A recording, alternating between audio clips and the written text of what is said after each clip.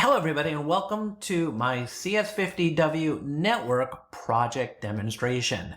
This application is named Penguin Honks and it's a social network designed for penguins.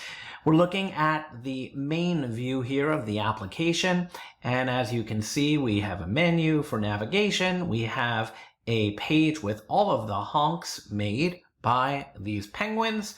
And you can see that we're not logged in.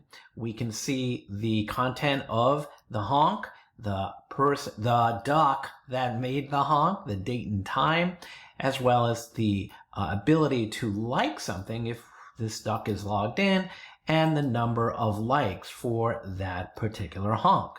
So let's log in as the duck debugger. And now you can see that, oh, look, this duck debugger liked their own post. In fact, let's unlike it or like it again. This duck can't decide. So that's liking and unliking, and I can do it for any particular user on the Penguin Honks social network. So yeah, that's liking and unliking, all done without a page refresh, which was a requirement of the application. So let's say that the duck debugger wants to edit their particular honk. They put one too many exclamation points and the honk is now edited, all done in place. In fact, if this particular duck tries to go and click on Victor's post here, or Victor's other post, or Gail's, they're not going to be able to edit.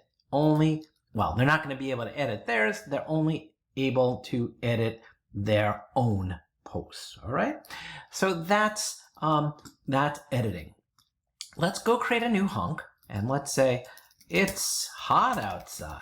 Right. A very simple honk. We'll post the honk, and there is the honk. I'll dismiss this message here. And again, if I wanted to add actually I'll add 2 exclamation points, and you can see again, I can save it. So if the duck debugger clicks on their profile, they can see all of their honks and the number of other penguins that they're following and the number of penguins that are following them. So following and unfollowing, let's go now to let's find Gail. So let's click on Gail's profile. And you can see here that Gail has the ability to follow, right? Well, actually, this is duck debugger, right? Yeah, so yeah, we want the duck debugger to be able to follow Gail. So now, right, if we go to duck debugger's profile, we'll also, actually, not their profile, but if we go to following, right, we'll see the people, the ducks that the duck debugger is following. And there's Gail. In fact, let's just go back to Gail's profile and unfollow now and go back to following, and the duck debugger is no longer following Gail. Okay, so that's following. Let's see. I think we've covered it all. One other thing, pagination, right?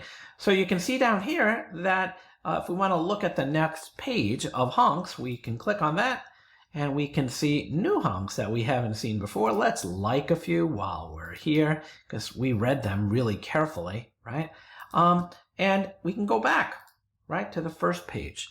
And this will show, if you go, if you have multiple pages of honks, it'll show 2 links down here, 2 buttons, right, that give you the ability to do that.